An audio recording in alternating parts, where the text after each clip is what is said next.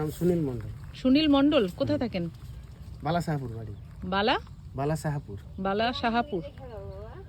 ওই যে কি বলে ওই মন্দিরটা কি মানে জহরার জহরা মায়ের মন্দির এটা। হ্যাঁ, পুরনো মন্দির। হ্যাঁ, পুরনো মন্দির। তারপরে ওই কন্ট্রাক্টর এখান থেকে নিয়ে যাও, ওইখানে তৈরি করেছে। আচ্ছা, আপনি দেখাশোনা করেন এই মন্দিরটা?